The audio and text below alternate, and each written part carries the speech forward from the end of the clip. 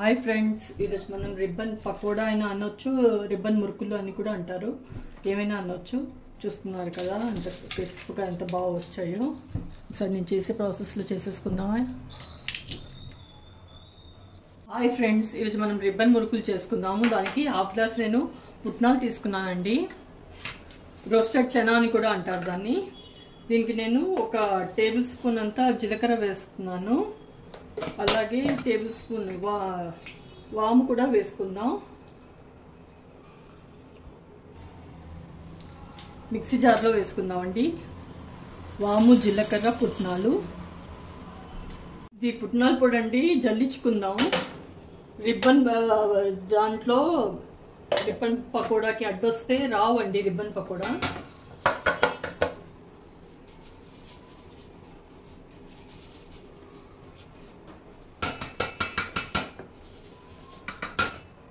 చూస్తున్నారు కదా, తీసేస్తున్నాను. ఇది హాఫ్ గ్లాస్ ఉంది కదండి, దీనికి ఒక గ్లాస్ బియ్యపిండి వేస్తున్నాను. ఇక్కడ హాఫ్ గ్లాస్ పుట్నాలకి 2 గ్లాసులు బియ్యపిండి కావాలండి. దీనికి కొలత ఇది.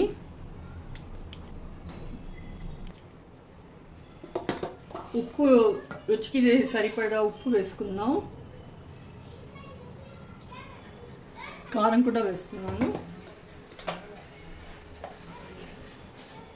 1 టేబుల్ స్పూన్ వేసుకుంటున్నాను అంతే. ఫస్ట్ వాటర్ వేయకుండానే అండి, ఆయిల్ వేయకుండానే కలుపుకుందాం. ఫస్ట్ ఇది పొడి పిండి మొత్తం కలుపుకుందాం. ఉప్పు కారం అంతా మిక్స్ అవ్వాలి. పుట్నాల పొడి,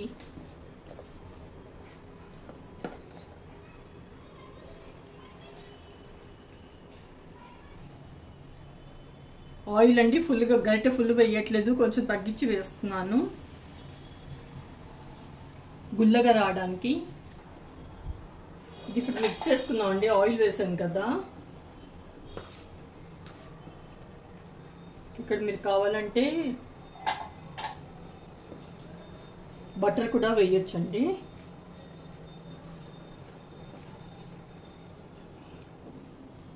కరెక్ట్గా కలుపుకుందాం, కలిసేటట్టు.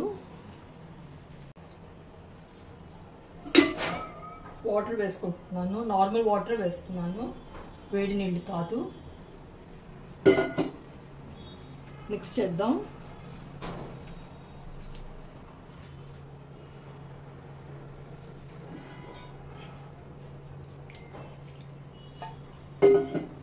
నిదానంగా కలుపుకోవాలండి, కరెక్ట్గా కలిసేటట్టు చూసుకొని.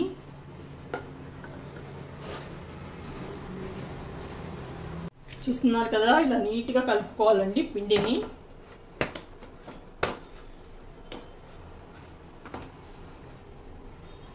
ఇప్పుడు దానికి కావాల్సిన సైజులో రోల్ చేసేసుకుందాం.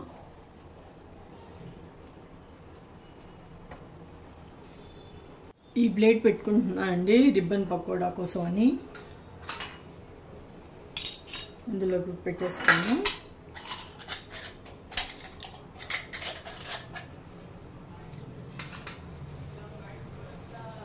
ఎయిట్ అయ్యాయి మొత్తం. ఇవి పెట్టేసుకొని ఆయిల్లో వేసేసుకోవడమే. చెక్ చేసుకుందాం, దండి వస్తుంది.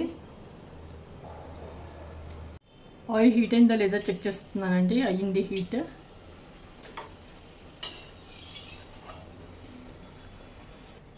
వేసేస్తాను.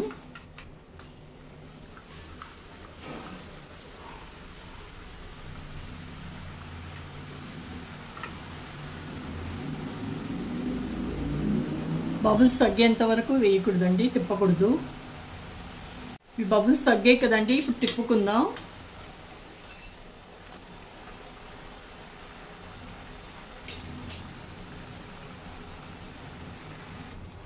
తిప్పుకుందామండి మళ్ళీ.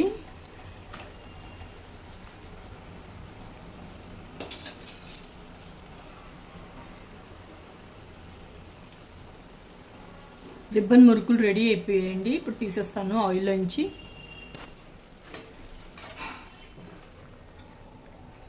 అయ్యిందండి, చూపిస్తున్నాను చూడండి.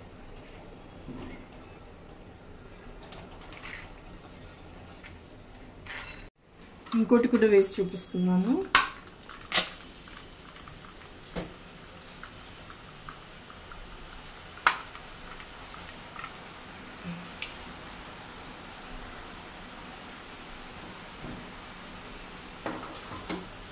అంతే అండి, అయిపోయింది. రిబ్బన్ మురుకులు అన్నీ ఇలాగే చేస్తాను.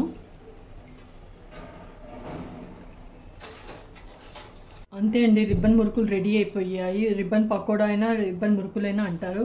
చూస్తున్నారు కదా ఎంతో క్రిస్పీగా, ఎంతో చాలా బాగా వచ్చాయి.